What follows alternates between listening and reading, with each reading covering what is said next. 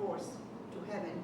And on that rock is where it is believed Abraham was going to sacrifice Isaac, when Abraham is the father of the Muslims and the Jews and the Christians.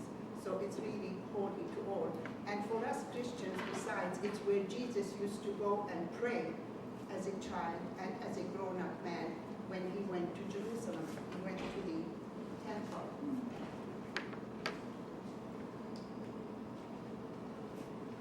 So there were 9 persons who were chosen by the 3 moderators to go on the trip. There were 5 men, 4 of whom were ministers from California, North Carolina, New York City, and New York area, and then Atlanta area too.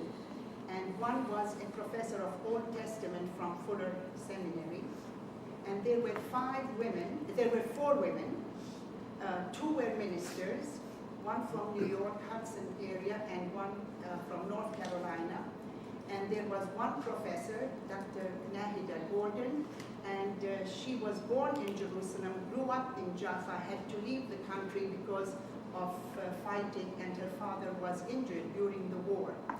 And she's a professor in Case Western and lives in Ohio. And she helped edit our report. She became a wonderful friend. And then there was me, who's neither a minister nor a professor, just a simple person. So they got me there. And we got along very well. Along with us, we had people from Louisville staff. One was a person who's an expert on Middle East affairs, Victor Makari. He's in charge of the Far East, Middle East. We had one person who paid the bills and took care of all our accommodations, and another person who was in charge of being sure the notes were taken correctly of all the talks and people we met with. And then we had a local person from the Presbyterian Church who was stationed in Bethlehem, but he has moved to Amman because it's easier for him to move around. In Bethlehem, he was too confined. So all of us traveled together, got along very well. We did not always agree on many things, but we always found good ways to solve our disagreements. We met in different places before we left and studied the situation, and then after we came back, we met again twice. I don't know if you want the individual names. I just how we proceeded. We had many meetings. We engaged people from all perspectives on both Israeli and Palestinian conflicts. We embraced the witness and concerns of our Christian partners in the region, because that's what we were really mostly concerned with and worried about. And we listened to voices from all the 3 faiths, the Christian, Muslim, and Jewish traditions. We tried to be very fair and do justice and equal numbers and give equal time as much as we could. So we traveled to Lebanon, Syria, Jordan, Palestine, Israel, Palestine. And we met with patriarchs, bishops, ministers, secretaries, political leaders, cabinet ministers, advisors to presidents, foreign ministry officials, ambassadors, UN church representatives, interfaith groups, and university presidents in Lebanon, and the president of the only theological seminary we have there, Mary Mikhail. And in Israel, Palestine, we met hospital administration, Sabeel. We spent a day at Sabeel in the morning, and Kairos in Bethlehem. ICAD, which is Israel Committee Against Home Demolition, and they took us on a tour.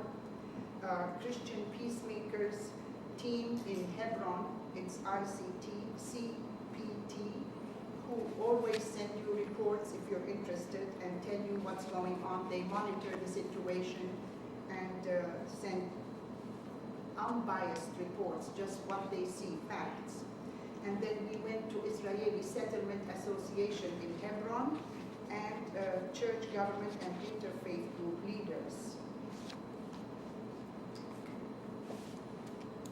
So, based on our Christian principles and established international and human rights laws that apply to all civilized societies, we proceeded to, and this is what we did. We studied, we were sent many, many books, we discussed and derived thoughtful conclusions, we addressed the diverse needs and expectations, and we submitted, we feel, a carefully worded, meaningful, and substantive report, and specifically recommendations, which was part of the mandate. The committee undertook the task very seriously and based its action in search of truth, justice, towards peace.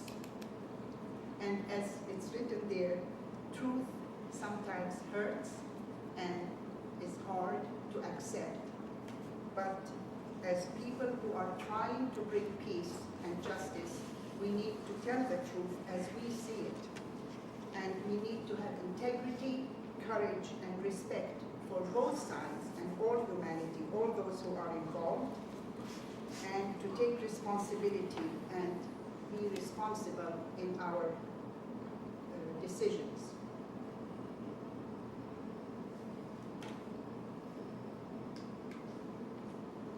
Some of the people we met, we were supposed to learn who we tell your grace, your honor, your highness. We were always, when we were told how to address all these different people.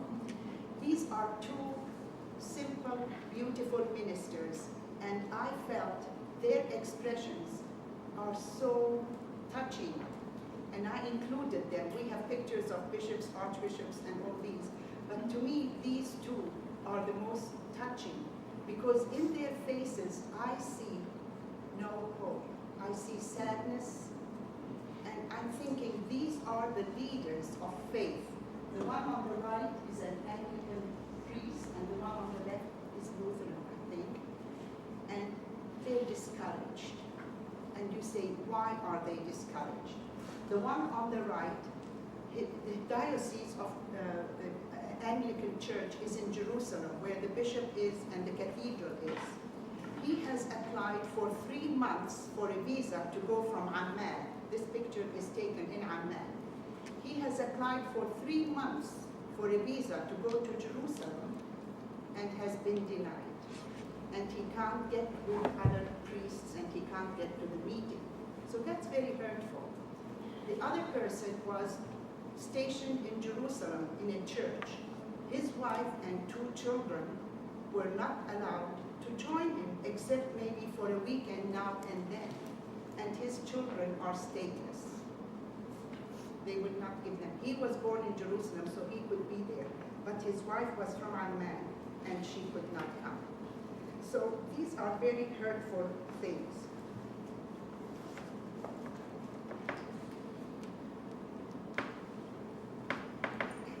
This map just shows you the situation and the extent of loss or gain, depending on which side you are.